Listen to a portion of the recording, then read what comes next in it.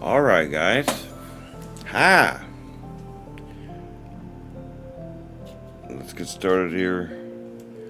Hi,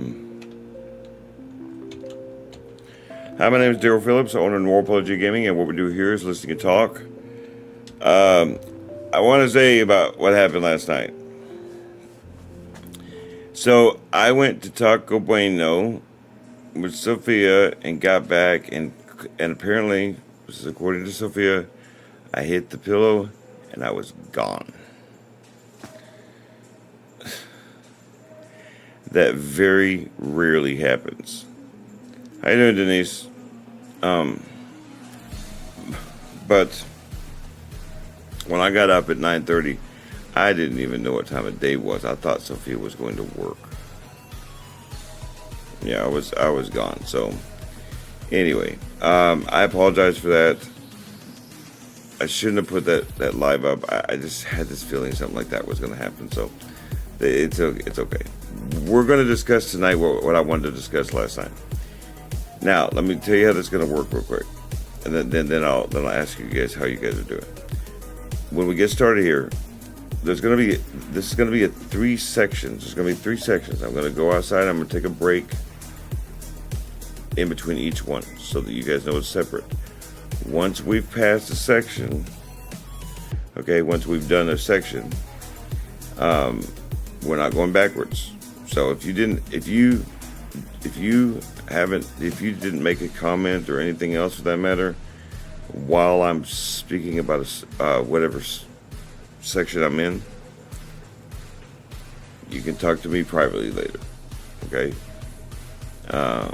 Preferably not, because I do have to work after this. But so the way it's going to work is, the subject matter for today is,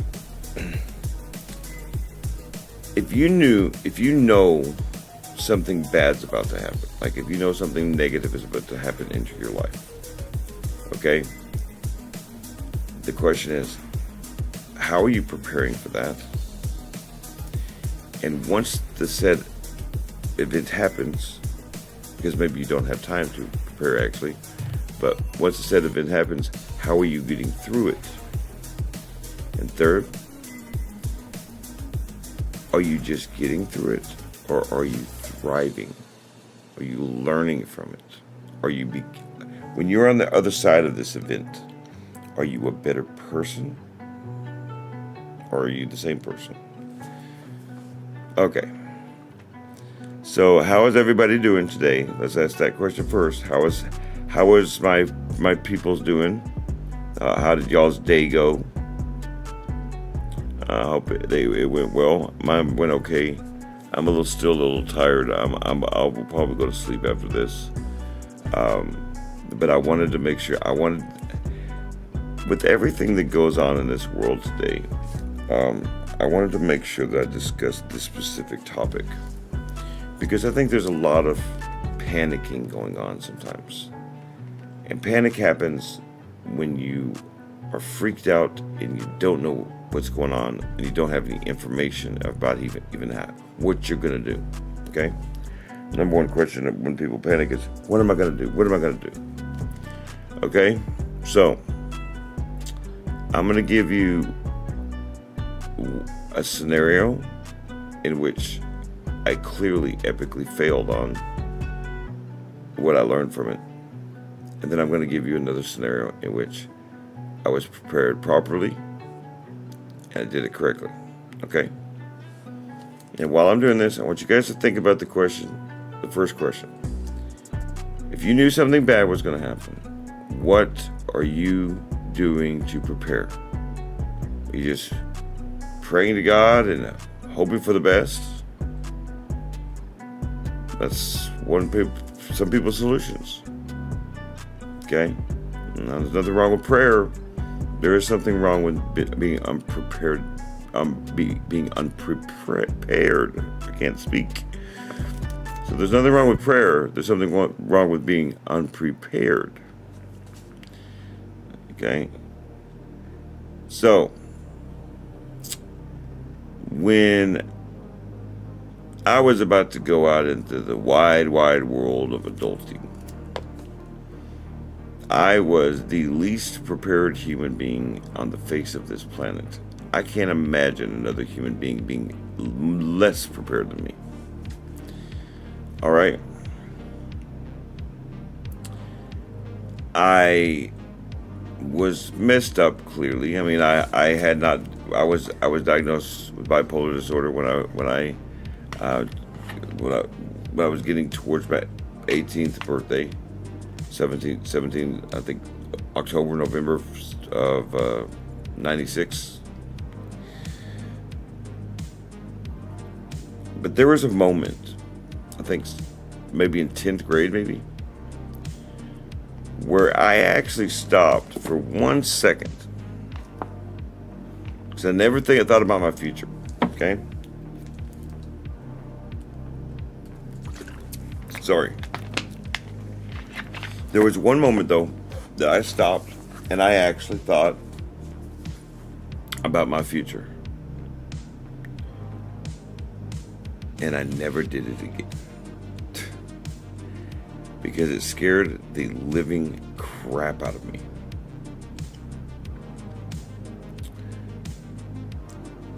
What happens is, when you know something is going to happen, in this case, I looked at my life and how damned uncoordinated I was with many, many things. How confused I was as a person because of my problems. I had no idea how to be an adult. Okay? So that 1 second in which I looked at that, actually looked at my life, looked at the future, it wasn't good. And lo and behold, I wasn't prepared. There's a lot of people out there that would be like, well, didn't your parents have you prepared? Yeah, they did. I didn't listen to them. It's sad, but it's true. Okay? Now, my legs are bothering me. That's one example of clearly I wasn't prepared. And there's many, many reasons you could give for that. There's all sorts of things that my life was about to be hit with that nobody could really be prepared for. But that's an example. And there's a couple things you can learn from that particular failure. Okay? You can see clearly what panicked me. The lack of knowledge. The lack of not knowing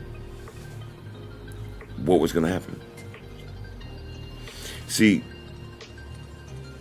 some people think, there's people that think differently. The way they learn is different. In my case, if I don't know something, it is scary for me. Now, it's probably scary for everybody like that, but you follow my meaning? Like, I really do use my brains in a lot of things that you'd be very shocked that I would even use my brains in that situation. All right. So clearly, I panicked. I never thought about it again. Well, so when life happened, I had no idea what was happening. Now, again, my story is very unique. Okay, not everybody's going to go be homeless. Okay.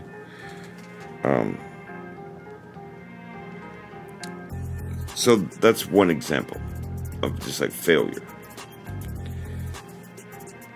Now here is an example of success. And yes, I understand that the marriage would end up eventually failing, but I'm talking about actually getting prepared to get married. Okay? When Jennifer and I decided that it was time to go ahead and get married, I wisely remembered a whole bunch of stuff that my parents taught me. Okay? Number one is, I don't know how to be a husband. And I wasn't going to follow some man to be a husband. I saw some of the greatest examples around me, my parents, my grandparents. And so I want to try to hear what Dr. Spock said, okay? Well, but I still didn't know how to be a husband. So I was doing whatever I wanted to do. I was drinking and partying with Jennifer. And, yeah. Wasn't a real Christian. These glasses, I might not wear my glasses. My glasses are hurting my eyeballs. Oh, God. These are definitely not reading glasses. Oh, no wonder. Hold on one second. Let me clean my glasses. I was having a hard time seeing them. Sheesh.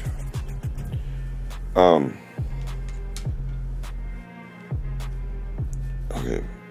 My eyeballs are not working. I may leave you guys for a minute.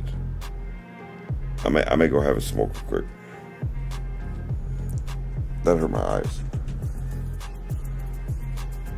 I think you guys will be fine. And I think that you guys... So, let me step out for a second. When I'm out, though, listen. I want you to think about what I just said to you. I want you to think about a failure, okay, in your life that's happened, in which the failure happened just because you were unprepared, okay? I also want you to think of a success in which you were prepared perfectly. Now, you guys can talk amongst yourselves about it, or whatever you want to do. Either way, I want you to be thinking about it. This is a participation thing. Okay, what's up, Tanya? Okay, so be thinking about that. I will be back in 1 second. I gotta recalibrate my eyeballs. These glasses are not it. I don't understand why. I don't have any reading glasses, sorry. I'll be back in 1 second. I should have got those digital ones. I'll be back.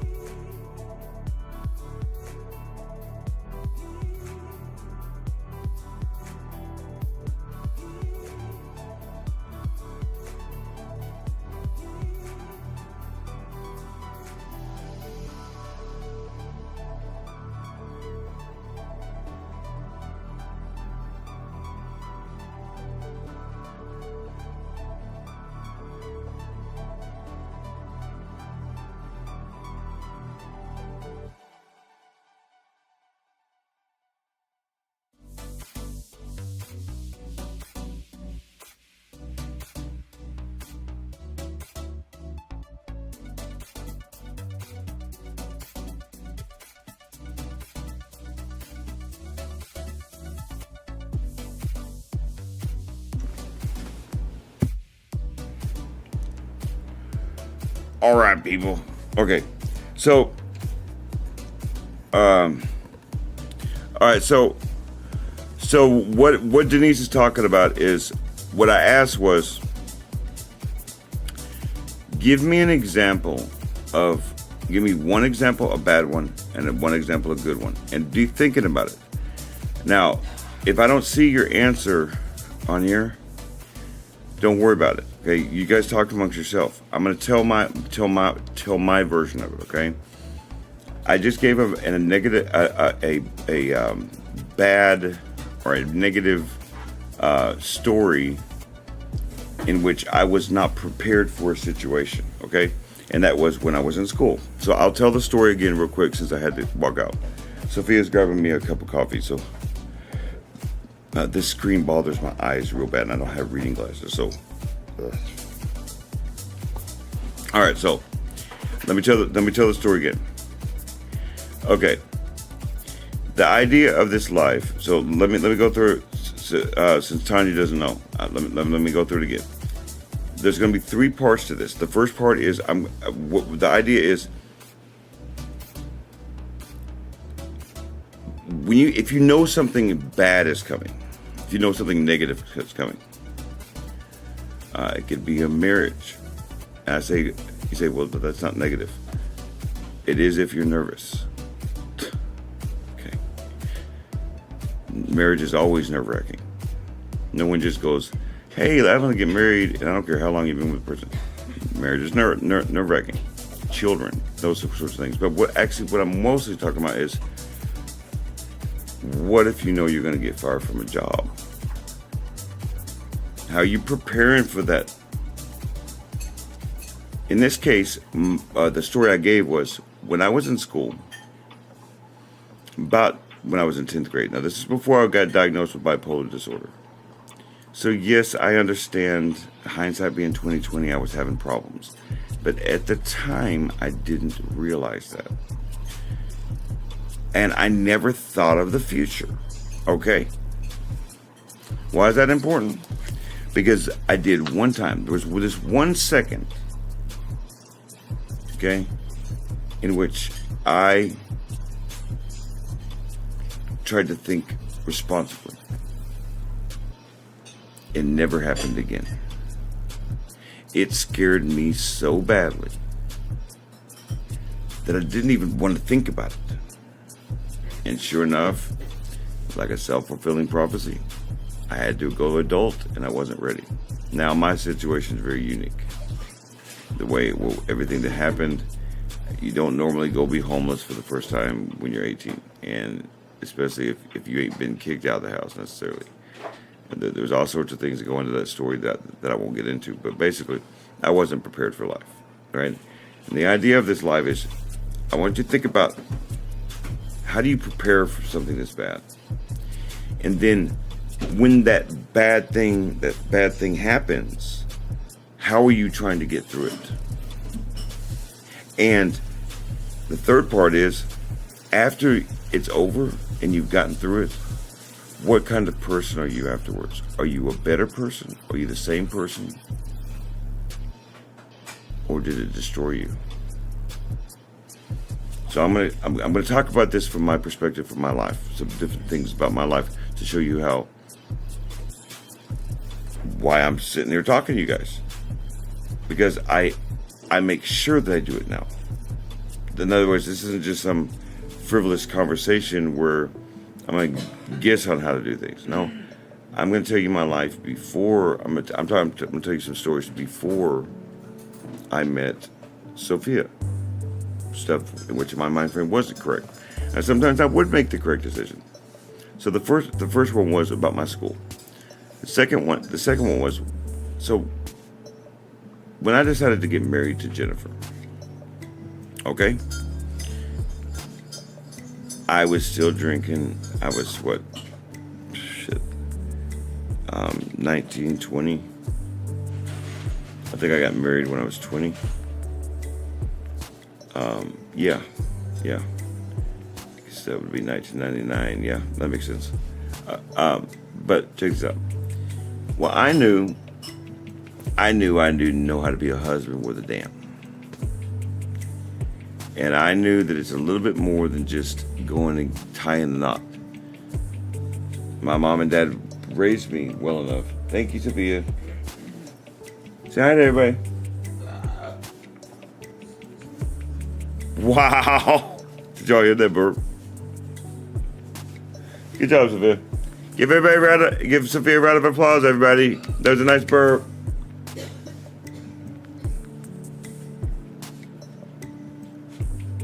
Do you need smoke? Do you want me to come out with you? I have a cigarette on me. Okay. She's funny, isn't she? All right, so me and Jennifer had discussed that we were going to get married. But it's like the Bible says. If you train your child up in God, if you train your child correctly, if they fall away, I know, right? Right, Denise? If you train your child up in Christ, if they fall away, they know basically where to come. They know how to get back. So I was in the middle, me and Jennifer used to party a lot. And that's definitely not, you can't be a husband doing that. All right? Well, I knew that. And Jennifer wasn't quite as wise on the scriptures. And I knew that I had to be I had to be the spiritual leader of the household. I definitely wasn't that. So me and Jennifer, for a couple months, we would have these conversations. And I told her, I said, there's some things that has to change now. One of them was drinking. And in fact, on our wedding night was the last time I drank for 2 years. I didn't have a drop of alcohol for 2 years. And I studied my Bible every day.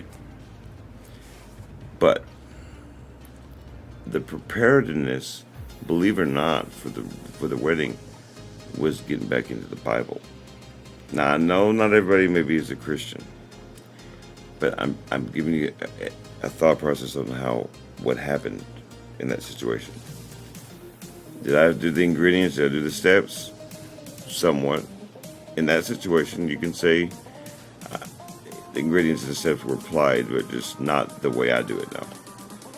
All right. So that was a good one. I prepared and I was ready for marriage. All right. But I can tell you 9 times out of 10, a story in which I was not prepared to be homeless. I was not prepared for a woman to break up with me, or I was not prepared for this, until I got my heart broken, I got stomped on, I ended up being homeless, I was never prepared for anything. So all these bad things would happen. I was never prepared for anything, and I barely got through it. Okay? Now we'll get to that one in a second. So preparedness is important. Vital, actually, I would tell you. How do you get prepared, Daryl? That's great. Get prepared. What a wonderful political statement. I must be running for president. No. There's a real way to do this. Education from others. Education from books. In this case, the Bible. And I'll call my mother all the time. I learned how to be a husband. I learned how to be a Christian man. At the same time, there's all sorts of things I learned as preparedness for my life. Now, eventually it would all fall apart. However, you okay with your stomach? I think her stomach is bothering her. You okay?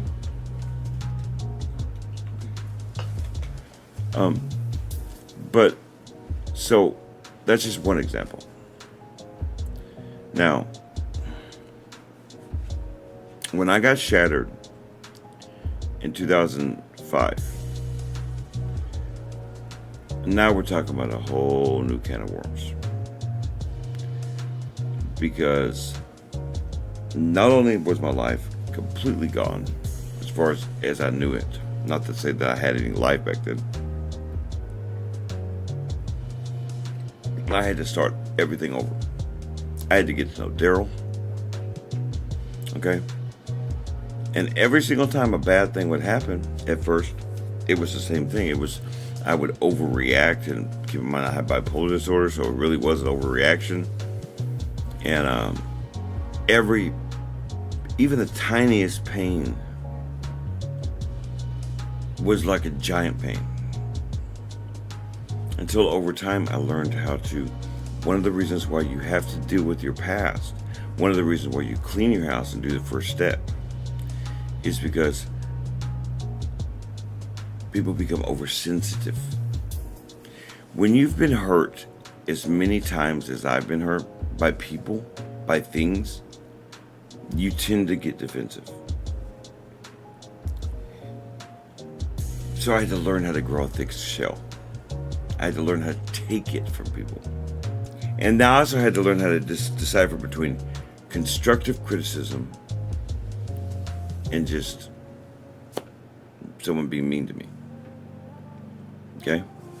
I had to learn how to stay in a situation and how to walk away from a situation. When to fight, when not to fight. Okay? So knowledge, education, those sorts of things. This is how you're going to prepare. But talking about a specific situation, you're going to have to prepare for that situation. So if you know that you're about to get kicked out of your house, why is it so devastating then when it happens? You knew it was going to happen. I don't mean to sound cruel and cold, but the truth of the matter is you knew it was going to happen. You chose to do something else other than get prepared. Since I've been around Sophia and I are always prepared. She prepares me for the worst. I prepare her for the worst. The reason why is because that way there are no surprises, in the sense of, now there's always going to be a surprise. It's never going to be exactly what you think about in your head. There are some people right now, with everything that's going on with the economy and everything that's going on with the United States government and things like that, that if something really bad happens, they will lose their mind. Because they're not prepared. They don't even believe it's going on. And so when it happens and they realize that their old crazy uncle, conspiracy theorist uncle was right about everything, they're going to really, really, really, really, really feel scared. There's going to be a lot of scared folk. That's why I'm talking about the subject right now. Okay? So the first part of this is that if you know that a bad situation is coming, what are you doing to be prepared for it? Emotionally? Spiritually? Knowledgeably? How are you going to lessen the pain when it comes?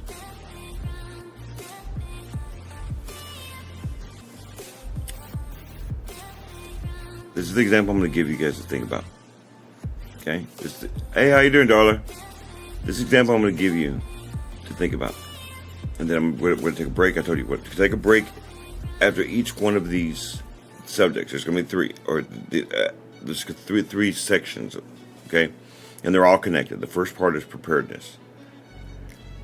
I'm going to give you this thought in reference to myself right now. I'm about to move into my own place. Okay? Sophia's going to be moving to Minnesota. She's moving back to Minnesota. Her daughter's sick. She wants to be near her family. Okay? Well, that leaves me and Dwan. Dwan's in South Dallas. I'm here.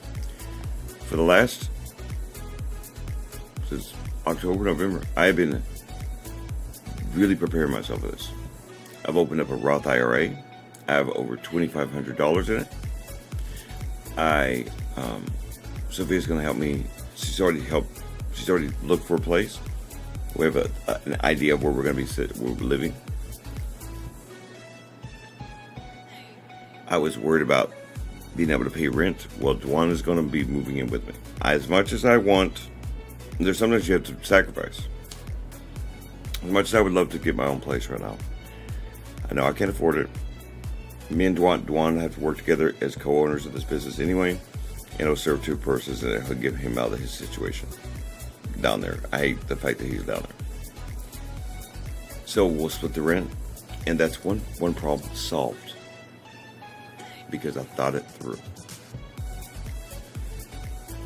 And then there's the business aspect of things.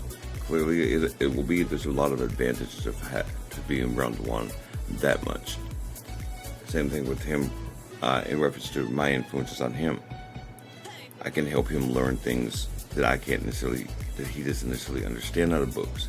So I can help him learn and be a better owner of this business. And we're going to do more videos. There will be lots more production when he moves in with me. When we move together. So I've prepared this. I've prepared ahead of time, and I'm ready. Think on that. That was not that guy that I just told you. The guy that just told you that I was so scared about leaving high school. Does that sound like that guy? So, I'll be back in the next subject that we're going to be discussing. Now, y'all didn't want to discuss this subject, remember? Okay?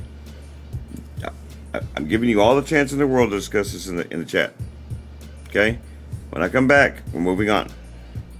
The next subject matter, though, is going to be once the bad thing I'm just going to stop saying bad because it doesn't have to necessarily be bad. But once the thing arrives, in my case, moving, how are you dealing with it?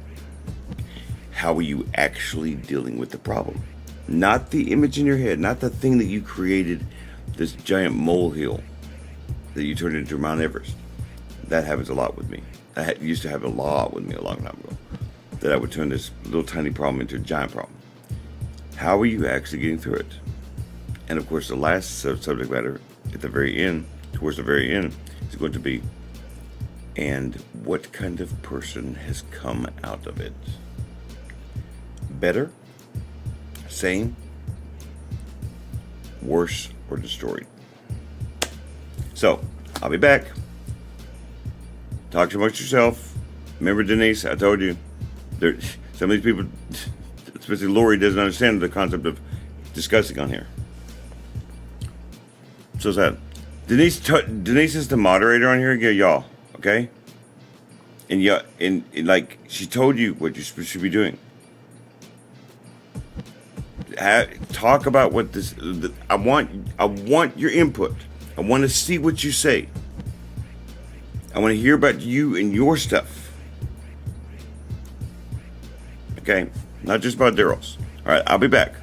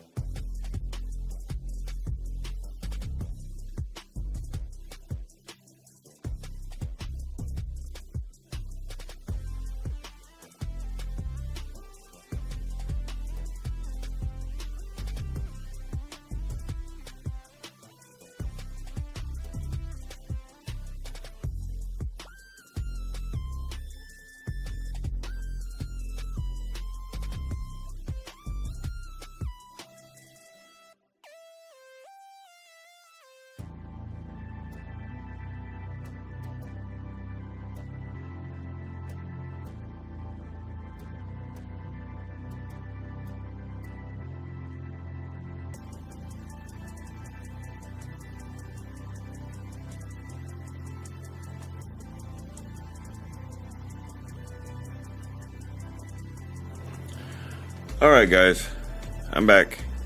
Sort of. Hold on. This is a great conversation.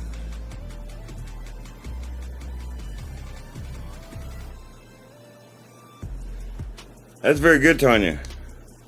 So, because Denise isn't quite getting it. She's not quite getting it. These are things I'm speaking about specifically. I'm specifically speaking about things you literally have no control over. Okay, I'm going to go back to my high school thing. One of the things that is not my fault. It is my fault for not having prepared for my future. It is not my fault what happened. And I have had to, over the years, accept that I blamed myself for a long time. Okay? Do you understand? That me being diagnosed with bipolar disorder and going to the hospital, not graduating high school, and those sorts of things are not my fault. The state of Wisconsin telling my mother and father that if they accepted me back in the house, they would lose both of their daughters is not my fault. Me being homeless for the first time is not my fault. Okay? So, and all in all, I handled it well. I've always handled getting through things was never really my problem. Okay? So getting through homelessness was never my problem. It was the man that came out of it that was the problem. It was what I learned from it. So preparedness was a problem for me. And the third part was a problem for me. Actually toughening myself up and getting through homelessness was never a problem for me. But this is a 3-step process. There are things that will happen to you in this life that no matter how much you plan for, you're not ready for. That sometimes you just have to suck it up. Truth. So, all right. This business is the purest example of doing things the right way. The way I changed my life was doing things the right way. However, did I make mistakes? Of course, we're not talking about mistakes.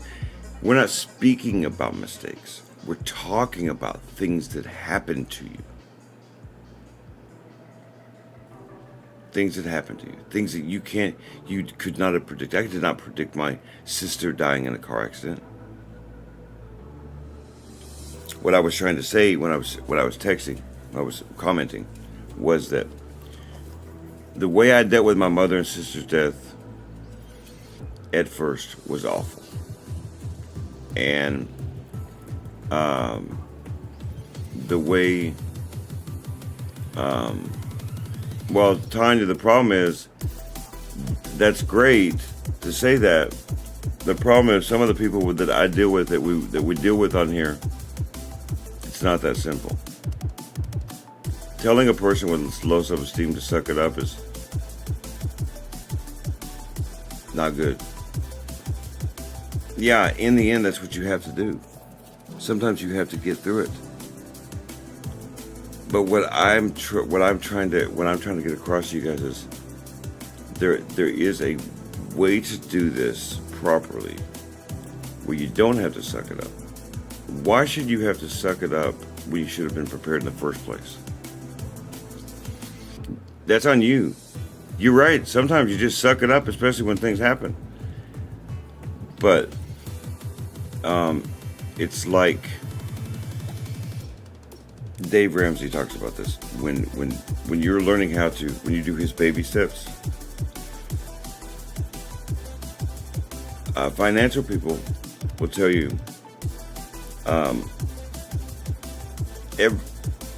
every 10 years, that they say that on average, a person will go through a traumatic event, something they did not prepare for, something they could not prepare for, every 10 years. One of the purposes of his baby steps, to have 6 months worth of rent, 6 months worth of bills saved up and things like that, is so that you're prepared. Not when it happens, because it will happen. Fact of the matter is, I'm going to lose someone. Something bad's going to happen to me, and it will happen within the next 10 years. That's not a Nostradamus or a Elijah prophecy. That's a fact. Someone that I'm very close to, I will lose. Okay? And for normal folk, for people with normal problems, it's easier. For people like me, it is not. It is not a matter of, simple matter of, like I said, I could take a beating. I've slept in 100-degree heat, and I've slept in minus 30. It was never getting through it that was my problem. I should have never had to go through it. That's the point of this. That, yeah, Tanya's right. In reality, you do have to just suck it up. But I'm sorry, when I'm depressed and I don't really feel like I want to live anymore, I don't want to hear the words suck it up. Okay? Because in that moment, my very breath hurts. It's a pain inside your body, inside your mind, that is worse. And I would argue with any doctor on this. Because my mother died of cancer. My grandfather died of cancer. I know many people who've gone through cancer. And I can promise you, okay, there is a, even if the person eventually doesn't beat cancer, there's at least a treatment for cancer in which you can possibly be cancer-free. There is no cure for bipolar disorder. I'll say it again. That the problem with my mind is that it is a chemical imbalance. I am missing all of the required stuff in my head to keep me from having emotional mood swings and things like that. So I've had to work on some of these things much harder than you guys. The reason why is because my mind wasn't thinking right. You guys, like Tanya is right in reality. In reality, Tanya's right. Lori kind of says the same thing too. Suck it up. Okay? Because it's true. The problem is, I didn't want to suck anything up. The only thing I wanted to suck was my freaking bottle of vodka that I had. So, in my case, I'm coming from the worst kind of, like, what happens, what did Daryl learn? What does Daryl learn over all of this process that he said, why are you looking at me right now? Why aren't you looking at a freaking coffin? I just got real, didn't it? Well, that's what I was doing. All I was doing was sucking it up. I wasn't changing anything. Nothing was changing. Who gives a shit about how much I can take if you can't fucking do anything about it? If it's the same mundane thing, and eventually it broke me, shattered me to pieces. I was sucking it up. Then I met Sophia. She taught me to do more than that. And I'm trying to show you guys how to do more than just suck it up. And that's the point of the third part. This last question is more important than the first two by a so significant margin I can't even begin to tell you. So again, I'm going to go take a break, have a smoke. I want you guys to discuss the subject matter at hand. Discuss what Tanya just said. How do you suck it up? Great, suck it up. That's what. How do you do it, Tanya? How do you do it? Explain to the audience. Explain to a person like myself how you suck it up. It's great to generalize statements. Denise says that too. But I'm trying to provide answers. So how do you suck it up? Well, that is a perspective thing. Tanya, you're right. It's a perspective thing. That's why it's called a bipolar perspective. See what I did there? It is a perspective thing. It involves knowledge, or you can do this ignorantly like I did. You don't know what it means. What don't you know what it means? What? Explain what you don't know, Denise. Explain what you don't know. Explain in detail what you don't know. Y'all, remember Denise's first language is Portuguese, so she doesn't speak American English as well as everybody else here. So y'all try to decipher what she's trying to say to me. I'll be back, okay? The next question for you guys is, after you've gotten through said event, what kind of human being comes out the other end? So you don't know what? Do y'all see what I'm talking about? This is what we call a culture difference. Suck it up. Tanya, explain to Denise what suck it up means. Remember, she's from Brazil. They don't understand American colloquialisms. So, all right, I'll be back in a second. Y'all have discussion about that in a second. I'll bring my phone just in case I need to put my 2 cents in. I'll be back. This is a great discussion, y'all. But remember that now the next question is, what kind of human being comes out of it at the end? Or did you just suck it up? Okay, let Tanya explain it to you. Tanya, explain to her what suck it up means. Somebody explain to this woman what suck it up means. She's Brazilian.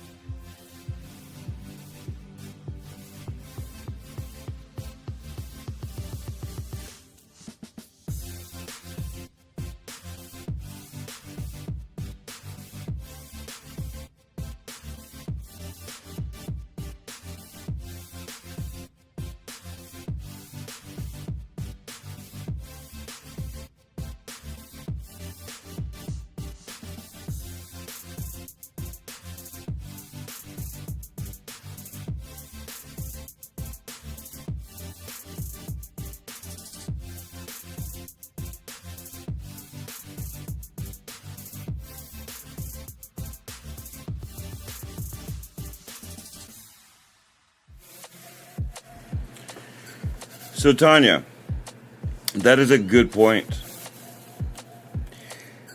I would add to this, to the point you just made. I want you to think on this. What happens if all the while you thought you were a rose bush, but in reality you were an oak tree? What if people told you for so long that you were an oak tree? Okay? Yeah, we're not talking, but see, you keep putting physical activities outside of yourself like I'm talking about that, though. That's why I ignored it. I saw what Laura said. I ignored it completely. I'm talking about your life. Your job is an outside activity. Even your own husband and your kids are outside activities. I'm talking about Denise Joyce. How does Denise Joyce act? How does Tanya act? How does Lori act? In the moment.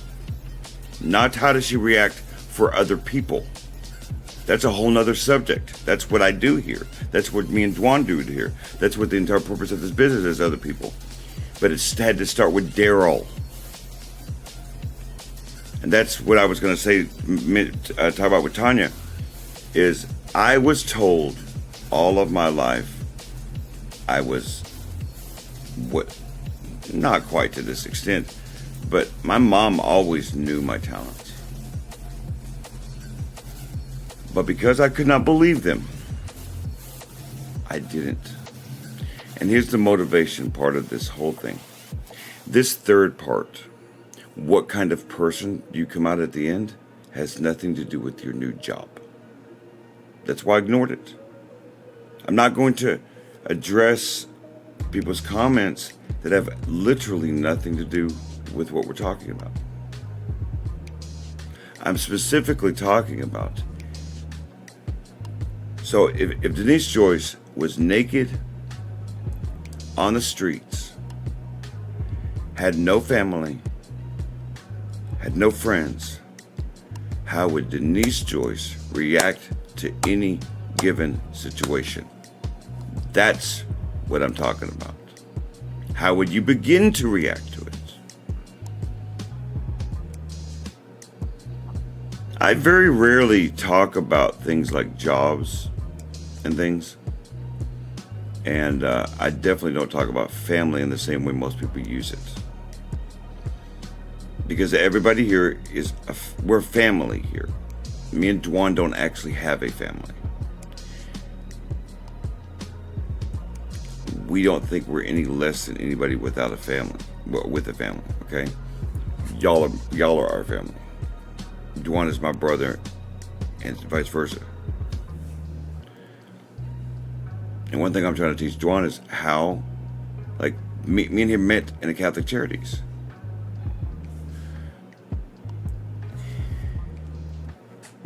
When I got done with that part of my life and I met Sophia, I was finished. Utterly done. I used to tell Sophia all the time that I wanted to die, that I didn't think I'd live to be 30.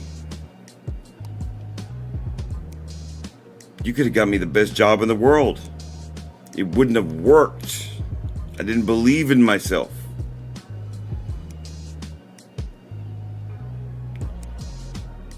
But there are three reactions to what kind of person you're going to be in the face of real adversity. Adversity that you did not cause yourself. None of that has anything to do with you. None of that has anything to do with you. It is all outside parties. That's why I'm not going to address it again. That's why I'm not talking about Dwan Jackson. That's why I'm not talking about Sophia. I'm not using them in this example because they're outside of me. I can't control Sophia. I can't control Dwan.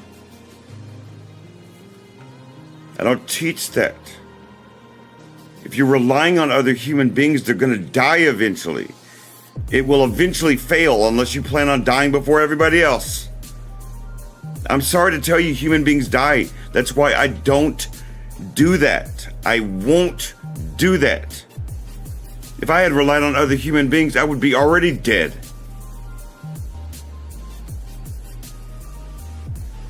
I mean, I'm not going to discuss my cousin's situation, but basically my cousin's going through some hell right now.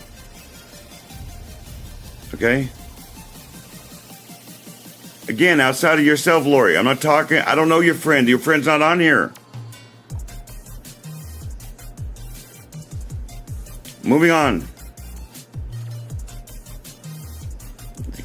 I know I speak clear English. I'm damn certain of it. Okay, so pay attention. I had to isolate myself away from human beings. Now, I don't suggest that for everybody, but it was what it took. You know, you can be inspired by other people's stuff, but the true inspiration is going to come with your own action. My mom died 22 years ago. That's right, Tanya. See, Tanya gets what I'm trying to say. It's the core of who you are, not of who somebody else is. The problem with everybody, this is a human thing, that human beings love to look outwards. And they like to look to other people, and they love to get inspiration from other people, but they very, very rarely like to look inwards. Because it may suck. Because maybe what's inside of you, you don't like. I'm not talking about you necessarily, Lori, but anybody like you. But Daryl's not ashamed of himself somewhere. So I'm more than willing to show you what I've done in my life to be proud of. I don't need Dwan for that. And by the way, Dwan's an inspiration to me too. But that's in addition to myself, not because of myself. One thing I had to untrain Dwan on is that right there. Is making sure that his inspiration came from himself, not from Daryl. As proud as I know he is of me, I never want him to be prouder of me than he is of himself. Never. And that same thing goes with you guys. That's why I said the last part of this is the inspiration and motivation part. There are 3 types of human beings that come out of any negative situation.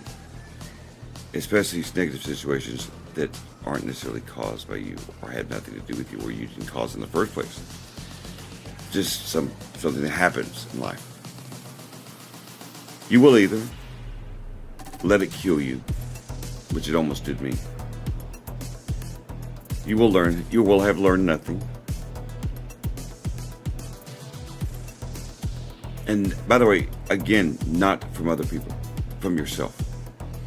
If you've gone through a situation and the only thing you can learn from it is what other people reacted at, then you learned nothing. Then you're in the category of you learned nothing.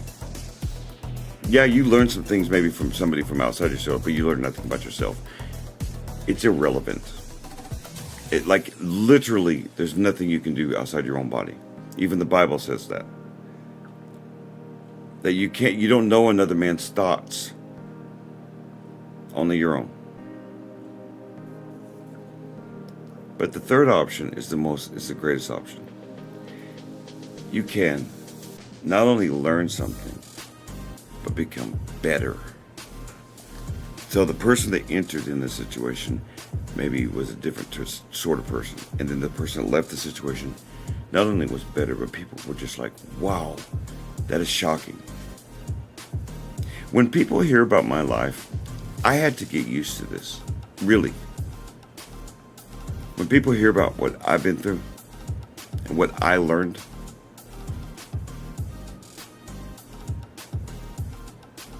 it shocks people.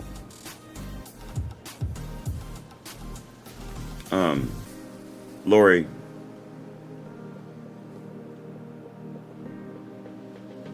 I'm going to ask you again to please stick to the subject, okay? Thank you. It's every time there's somebody that always wants to just do things their way. You're missing the lesson of the day, Lori, because you don't want to hear it. And that's okay. You don't want to hear it? Then go watch Donald Trump. Go watch the Democratic National Convention. That's on. Go watch that. I'm trying to teach a lesson here.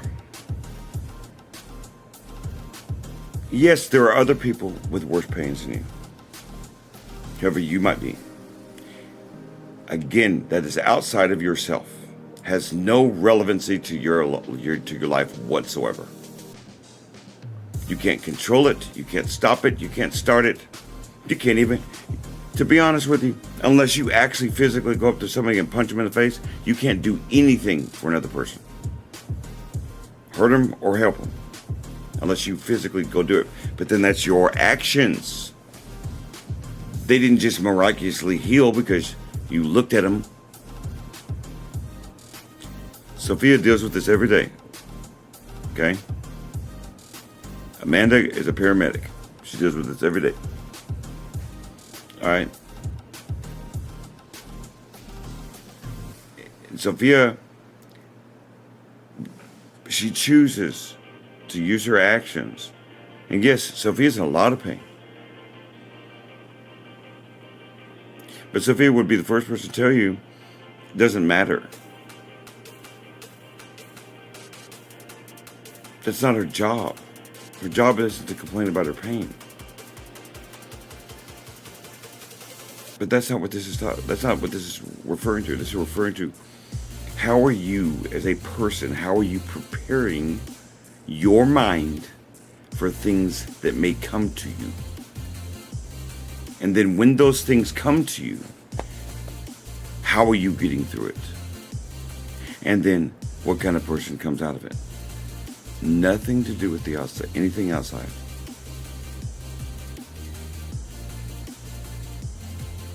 You know, I had to learn through bumps and problems and issues the hard way. That hard way almost killed me. So what I'm trying to do is, that's right, Tanya. Thank you. Tanya's got it right on. Tanya has literally had everything right tonight.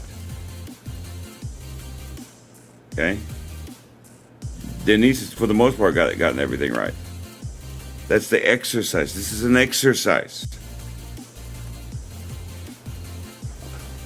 Because if I was going to give inspirational sources from outside my body, there's no bigger one than Sophia right in there. Or Dwan. But have I mentioned them? No. That's not what we're talking about. Sophia goes through way more pain than me. But my pride in myself has nothing to do with Sophia's pain. And to have a life like that, I feel sorry for people like that. If your whole life is surrounded by if you can't get happiness from your actions, and it takes for you to be around other people and have their actions, whether it be negative or positive, and they affect your situation like that, that's not good, man. That's bad. That's the very that if you were to ask any psychiatrist, bipolar disorder, people with bipolar disorder have that problem all the time. Our inability to separate our emotions from reality. That we can't even be around other people half the time because their emotions might affect me. No, I've had to learn how to get through that, man. But I wouldn't expect y'all to understand that necessarily. But I don't teach that here. I'm never going to teach that it's this person's inspiration or this person's inspiration. Yeah, use them as a catalyst. But the only way you're going to ever find inspiration in yourself to move on and get through things is from yourself and God. God never dies. Human beings, putting your faith in human beings for inspiration is great. But the number one thing you should be putting your faith in is God, not your other people around you. Because I get more inspiration from listening to stories of Joseph, or listening to stories of Elijah, or listening to stories of Jesus, or the apostles, than I will ever get by any human being I know. And that's why they're in the Bible, because that's what they're there for.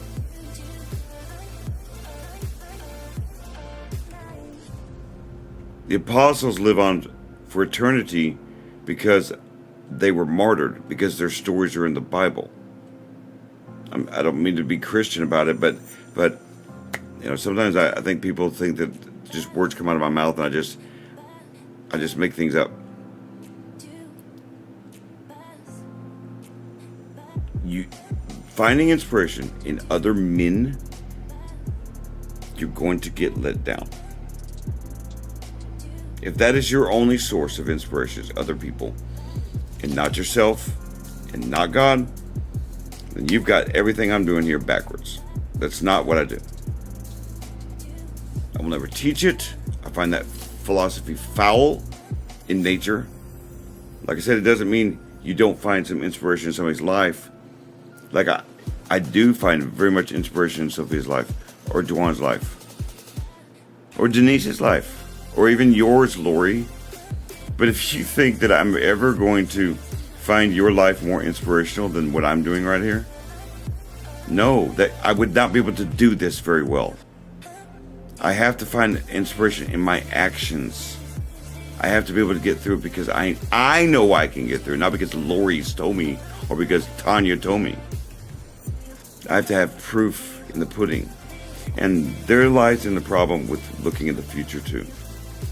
Don't look too far in the future because you don't know the future. Something may be inevitable and then something come up at the last minute, right?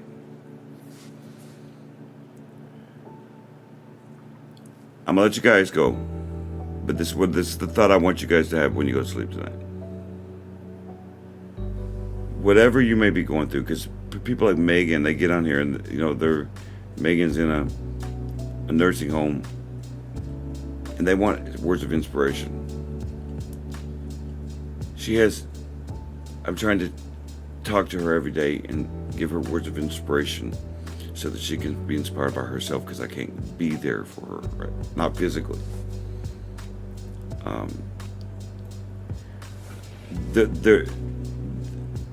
There's no more inspiration for me than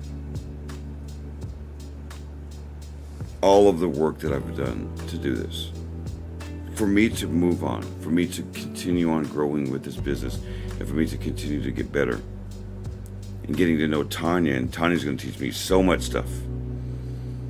But for me to have the inspiration and the want to go forward, as much as Steve Jobs may inspire me, as much as those other people may inspire me, and that's who I learn from, how they did things, there's no one going to inspire me more than Daryl Phillips when I look in the mirror and know that I completed a video, or that I'm done with this live today. Because when I die, that's it. There's no disappointment in that. It doesn't mean you don't trust people. That's kind of the point of the ingredients. It means that fully putting your eggs in that basket and never trusting yourself or never being inspired by yourself, what a sad existence. And then that's a self-esteem issue. Okay? That's a self-esteem issue. For you not to be inspired by your own life,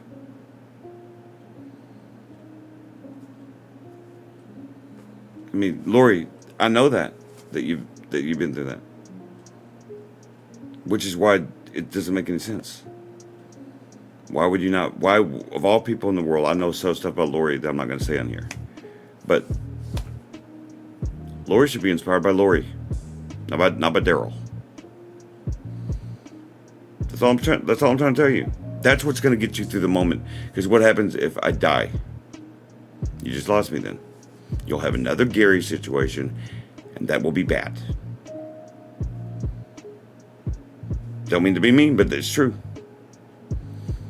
To prevent yourself from having that situation happen to you again, Lori, I would advise you listen to what I'm trying to tell you. I miss my mother. I love my mother, but I wouldn't bring back my mother for anything.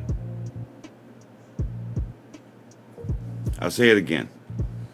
I miss my mother. I love my mother. My mother's an inspiration, but I wouldn't trade my life right now for my mother for anything. If God said, Daryl, you can have your mom back, but you have to quit what you're doing, I would look at my God and I would look at my mother and say, you enjoy having mom.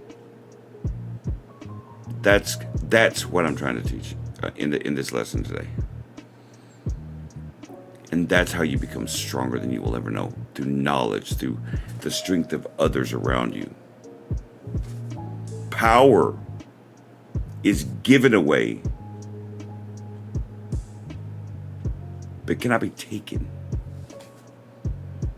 Did you know that?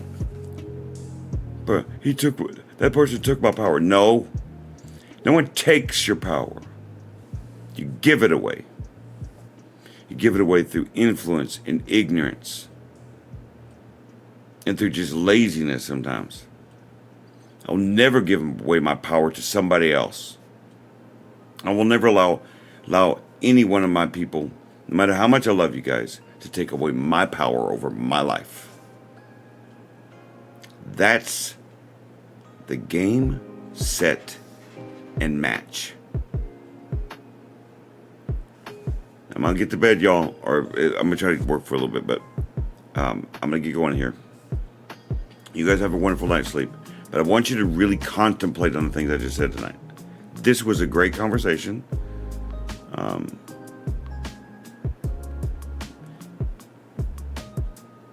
Be aware of everything that goes on around you. Remember that. There are bad people everywhere. Get knowledgeable. Educate yourself. Don't be stupid. Be safe when you're driving tonight. Be safe when you get there.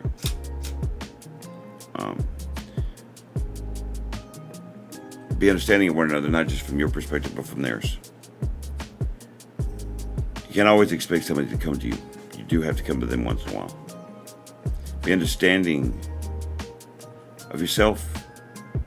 Of yourself.